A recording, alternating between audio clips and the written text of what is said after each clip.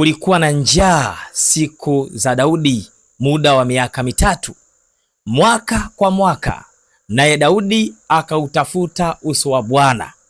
Bwana akasema, ni kwa ajili ya Sauli na kwa nyumba yake yenye damu, kwa kuwa aliwaua hao wa Gibeoni. Shalom shalom, Bwana Yesu asifiwe. Tumsifu Yesu Kristo. Basi mpendwa, ambaye unaendelea kufuatilia sehemu ya mafundisho kupitia chaneli hii ama jukwaa hili la Mikono ya Kristo hapa YouTube, pamoja na kwenye mitandao yetu ya kijamii Instagram, Facebook pamoja na TikTok, Mungu akubariki sana kwa kufuatilia. Leo nimekuja na somo hili linaonya nini? Linasema hivi: kosa lako linavyowagharimu watu wengine. Ndio, watu wengi wanafikiri makosa wanayoyafanya ni ya kwao peke yao, labda kwa sababu hawakamatwi, hawashitakiwi, hawawekwi gerezani, hawapati hukumu yoyote. Wanafikiri kwamba hayo makosa ni juu yao. Kumbe makosa mengi yanayofanyika na mwanadamu huwa yanawagharimu watu wengine. Ndio maana ikaitwa dhambi. Ili iwe dhambi, lazima ihusishe watu wengine kuathirika na hicho ambacho wamekifanya. Ingelikuwa dhambi haiathiri vitu vingine, isingelikuwa tatizo. Lakini dhambi yoyote ile unayoifanya, elewa kwamba inawagharimu watu wengine. Ndio, huo ndio ukweli ambao watu wengi hawauoni, lakini Biblia inatufundisha wazi kabisa kwamba dhambi unayoifanya wewe inawagharimu watu wengine. Tofauti ni moja tu. Kuna dhambi ambayo itawagharimu watu moja kwa moja, wataiona. Halafu kuna dhambi utakayotenda ambayo haitawagharimu watu moja kwa moja. Nitakupa mfano sasa. Twende tukasome, twende tukaone hapa kwa habari ya kosa lako, jinsi ambavyo linaweza kuwagharimu watu wengine. Kwa mfano, unaweza kwa tamaa yako ya mali ukaenda kwenye miungu, kwa waganga wa kienyeji, walozi, washirikina, mkaingia mikataba mnayoijua nyinyi wenyewe ya kupata mali. Lakini sehemu ya mikataba ikakwambia kila baada ya miaka mitatu tutahitaji damu ya mtu nduguyo. Wewe unataka mali, wanakwambia ukaitikia tu sawa, hakuna shida juu ya hilo. Kweli unaingia mikataba yao, wanaanza kukupatia hizo mali kwa namna wanavyojua wao, mimi sijui, lakini wewe unatajirika. Unatajirika kwa damu ya watu wengine. Ndio ukweli wenyewe. Kwenye familia mnashangaa, kila baada ya miaka mitatu yupo mtu atakufa kwa ugonjwa ule ule. Na ndio maana katika mafundisho yetu kuna mahali tumefundisha sana haya mambo. Mkiona kwenye familia mtu wa kwanza amekufa na wa pili akafa kwa ugonjwa ule ule ama kwa tatizo lile lile, fanyieni uchunguzi. Hapo kuna roho inayofanya kazi, inayoinua ugonjwa wa kinimacho, ugonjwa wa kipepo, ugonjwa ambao una sababu nyuma ya pazia. Na sababu yake kubwa inakuwa ni nini? Ni maagano ambayo yupo mtu ameenda kuyachukua huko, ameenda kuyabeba huko alikuyabeba, yanakuja yanaathiri familia. Kuna familia yani wao wanakufa kwa ajali tu. Wa kwanza ajali, wa pili ajali, wa tatu ajali. Kumbe yupo mtu ambaye alifanya mistake, alifanya kosa mahali fulani, alifanya jambo fulani, asijue kwamba litagharimu watu namna hiyo, ama anajua kwamba linagharimu watu kwa namna hiyo. Hiyo iko dhahiri kabisa. Lakini unaweza ukafanya jambo ambalo likagharimu familia yako kuwa na laana. Mungu akakulaani wewe na kizazi chako cha 4. Hebu fikiria, miaka kadhaa wani wanalaaniwa kwa sababu yako. Wewe hujui, lakini Mungu amelaani. Na Mungu asemi, anakaa kimya, ila amesha laani kwa sababu ya jambo zito ambalo umelifanya. Wewe kama familia ambaye umebeba familia yako kama baba wa familia au kama mkuu wa familia ama kama mkuu wa ukoo, umeingiza ukoo mahali ambapo umeingia kwenye maagano yanagharimu familia. Umeenda kuchukua uganga mahali, wakakwambia bwana, kila mtoto atakayezaliwa kwenye familia baada ya miaka 5, mtoto labda wa kike au wa kiume atakuwa mganga. Huyu mtoto hata hayupo kwenye viuno vya baba yake, anakuja kuwa kwenye viuno vya baba yake, anazaliwa anakuja kuwa mganga. Kumbe wewe uliingia mikataba. Watu wengi sana wanateseka kwa habari ya namna hii. Sasa haya yote nimejaribu kukupa tu mfano wa haraka haraka, lakini hebu fikiria ya kwamba kwa habari za mfalme Daudi. Mfalme Daudi anashangaa nchini kwake kuna njaa. Wakati wa utawala wake kuna njaa. Mwaka wa kwanza njaa akavumilia. Imekuwaje? Labda mwaka huu kuna ukame. Mwaka wa pili njaa akavumilia. Imekuwaje tena? Mbona miaka 2 mfululizo? Labda mwaka huu kuna ukame. Mwaka wa tatu akasema hii mbona kama sio kawaida. Daudi anasema hapana, njaa miaka 3 mwaka kwa mwaka inafuatana, kuna nini? Na nyinyi kwenye familia yenu mjiulize, kuna nini? Mbona vifo vyote ni ajali? Mbona vifo vyote ni magonjwa ya moyo? Mbona vifo vyote ni kifua kikuu? Mbona vifo vyote ni magonjwa tu ya kuparalyze, stroke? Kwa nini? Kuna nini?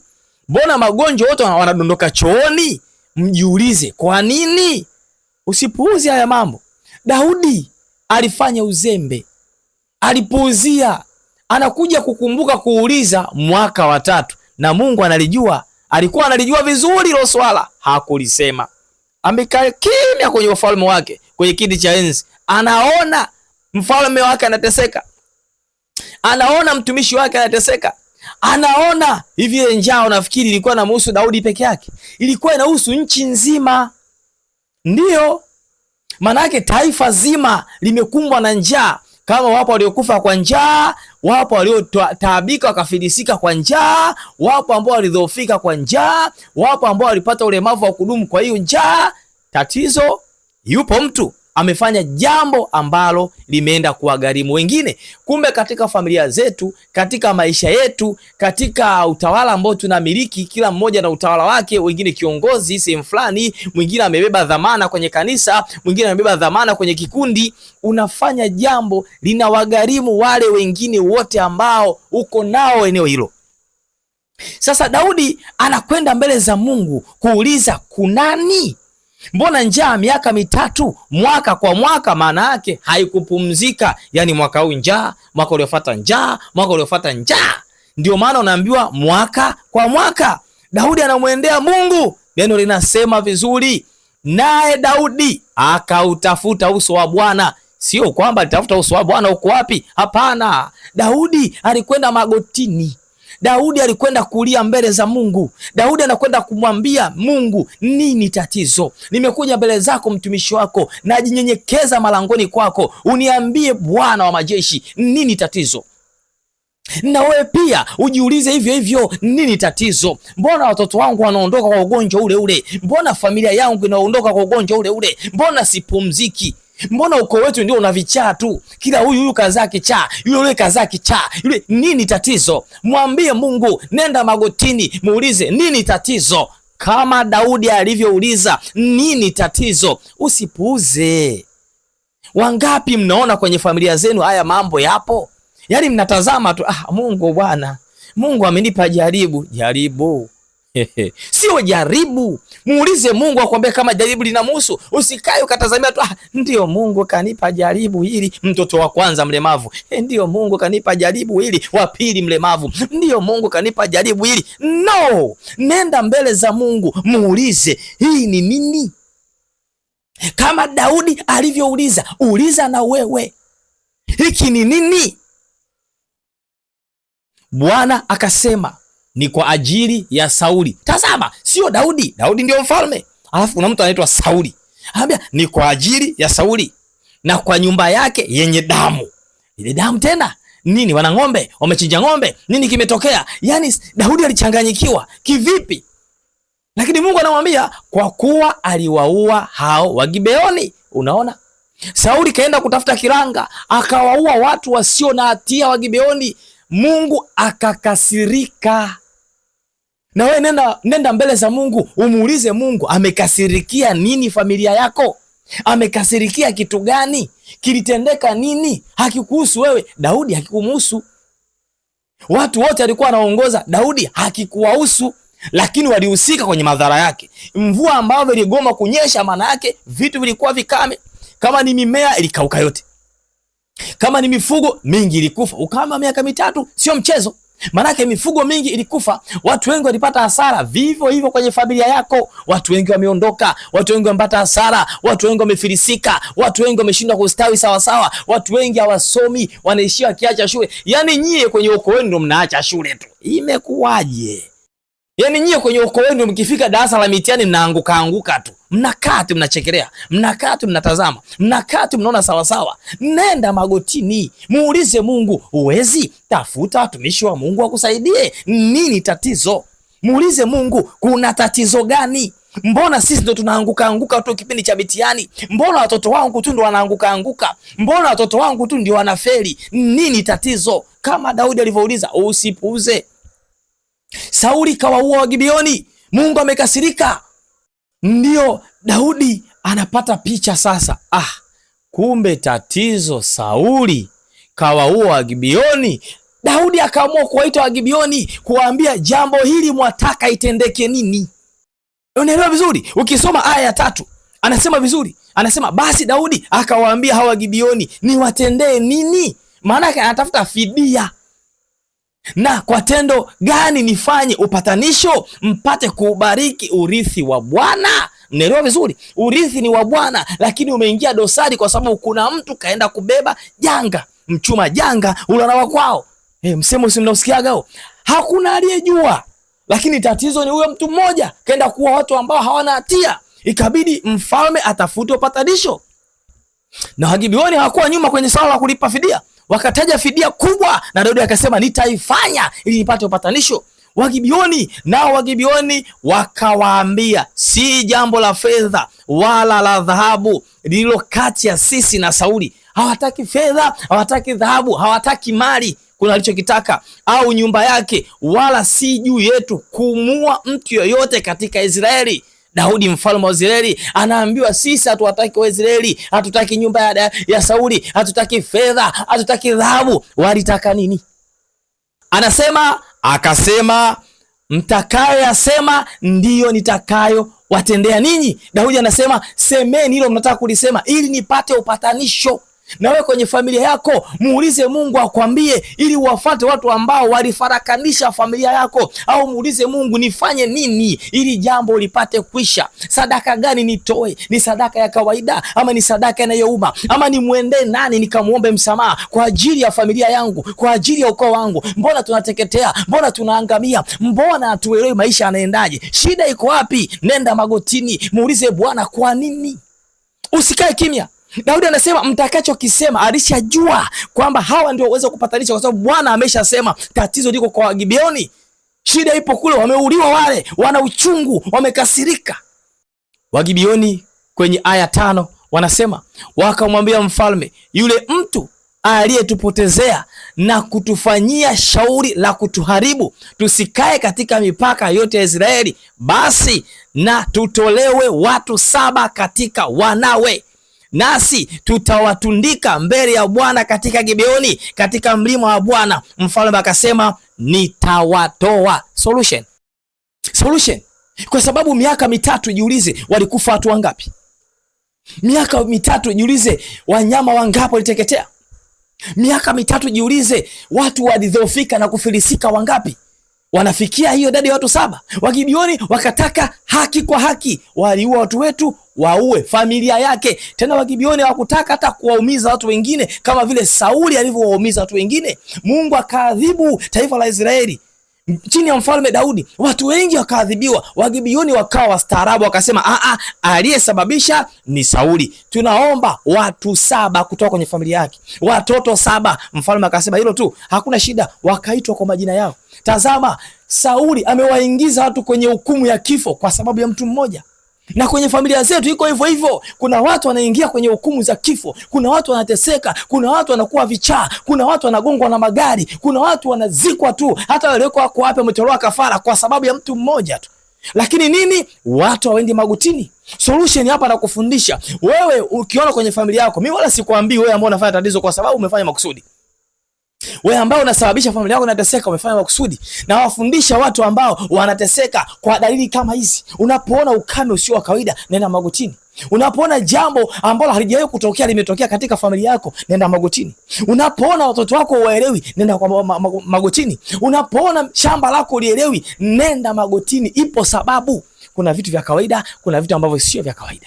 Mvua imechelewa kunyesha, kawaida. Mvua inyeshi kwa sababu gani? Wakati majira ameweka Bwana majeshi, masika na vuli, pepo za kusi na za kaskazi, jua na mvua, usiku na mchana ameweka. Sasa kwa nini vitu hivi nenda ndivyo sivyo? Nenda magotini, muulize Mungu, tatizo nini? Na Bwana atakwambia tatizo ni hili. Ombeni toba mahali fulani, toeni sadaka fulani, fanyeni kitu fulani, na vitu vyako vitaenda sawa sawa. Haleluya. Ni matumaini yangu kwa somo hili umepata kitu. Hasa kwenye familia umepata kitu. Kuna watu wanawaponza familia zenu, umepata kitu. Kuna familia hazistawi, umepata kitu. Yaani kurudi nyuma, hatuolewi. Akiolewa hazai, umepata kitu. Akiolewa hadumu kwenye ndoa, umepata kitu. Umepata kitu Umeona kwamba kuna vitu ambavyo vikitokea manake ni sio vya kawaida. Ndio maana Daudi akaenda mbele za Bwana akasema, miaka 3 sio kawaida. Wa kwanza nimevumilia, ndio. Wa pili nimevumilia, ndio. Wa tatu nao hapana. Hakukubali. Akaenda magotini. Na wewe unafundishwa, unapoona jambo lisilo la kawaida, nenda magotini mpaka pale Mungu atapokuambia huyo ni mimi nitendaye, vumilia. Hapo vumilia. Lakini Mungu akikwambia vinginevyo, chukua hatua kadiri Bwana wa majeshi atakavyokualika. Sisi kama timu ya Mikono ya Kristo tunakushukuru kwa kuwa unaendelea kufuatilia mafundisho kupitia channel hii ya Mikono ya Kristo hapa YouTube, lakini kwenye mitandao ya kijamii Instagram, Facebook pamoja na TikTok, na channel yetu ya WhatsApp ya Mikono ya Kristo. Jina hilo Mikono ya Kristo. Kwenye channel yetu ya YouTube kuna button hapo imeandikwa subscribe.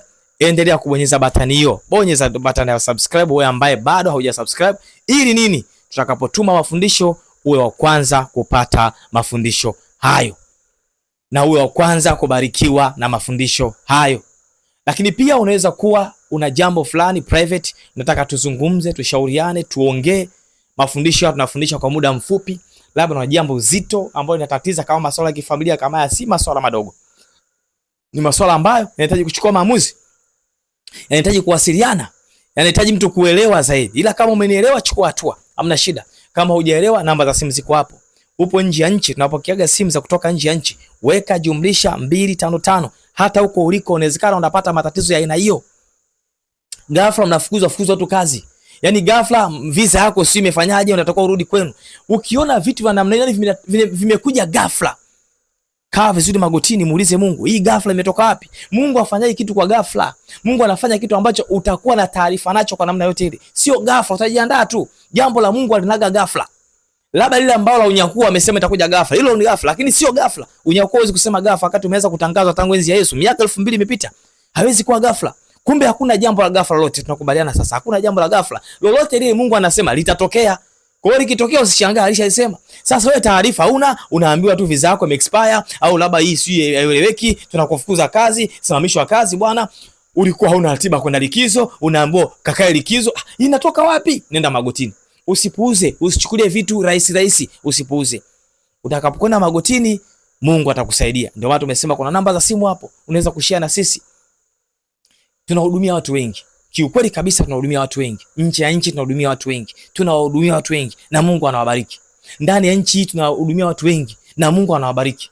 Mungu hana mipaka ya kuhudumia watu. Kokote ulipo Mungu atakufikia. Mambo ya rohoni ni kama umeme, yani yamefika. Kwa jina la Baba yamefika. Mungu anakuponya, yamefika. Ni dakika sekunde hiyo mambo yanakwenda. Kwa hiyo unapata mafundisho haya, ni kuombe tena na tena, endelea kuwatumia wengine na wengine, share hata kwenye akaunti zako, share tu sehemu mbalimbali. Watu wanahitaji hizo baraka mbalimbali, wanahitaji kufikiwa katika engo mbalimbali, wanahitaji msaada. Kuna watu wako mahali ambapo hawezi kupata neno la Mungu, basi watumie tu, usiogope, watumie, watabarikiwa na Mungu atakubariki kwa ajili ya kuendelea kutuma neno la Mungu. Limefika mbali, umesababisha injili imefika mahali ambapo hata sisi hatukutegemea ifike. Kwa hivyo Mungu akubariki sana unapoendelea kufuatilia mafundisho haya. Lakini unaweza kucomment tu hapo amen. Namshukuru Mungu kwa neno zuri. Tunakushukuru Mungu kwa ajili ya watumishi hawa. Kwani kuna gharama gani? Umesikiliza, mbarikiwa. Na mimi nashangaaga sana, watu wengi wanabarikiwa na haya mafundisho bila gharama yoyote. Yaani kuandika tu asante Mungu kwa neno zuri. Asante Mungu, nimeona baraka yako. Asante Mungu kwa ajili ya watumishi hawa. Hilo tu limekushinda. Weka tu hapa, halina hasara yote. Usipuuze, ndizo baraka zenyewe. Kwani ukisema asante kwa ajili ya watumishi, sisi tunapata nini zaidi ya baraka? Utabarikiwa wewe. Utabarikiwa wewe. Mungu anaona kwamba unafuatilia, uko serious na watumishi. Pia unatutia sisi nguvu, kwa sababu kuendesha hii huduma ni gharama. Tunakaa tunagharamia hizi huduma zinakwenda ili wewe upate kubarikiwa. Unapobarikiwa huko sisi hatupo. Unapofunguliwa huko sisi hatupo, lakini Mungu amekubariki kupitia nini? Neno la Mungu. Kwa hiyo usiwe mchoyo wa fadhila. Andika tu amen mtumishi. Tunashukuru kwa neno zuri. Basi na sisi tunapata faraja na nyinyi kwamba watu wanafikiwa na masomo haya. Ingawaje tunapoyaangalia tunaona kabisa mnayaangalia, tunaona kabisa yanawafikia, na Mungu aendelee kuwabariki. Ulikuwa na mimi mtumishi wa Mungu Norbert Simon Mpunga. Hadi wakati mwingine. Bye bye.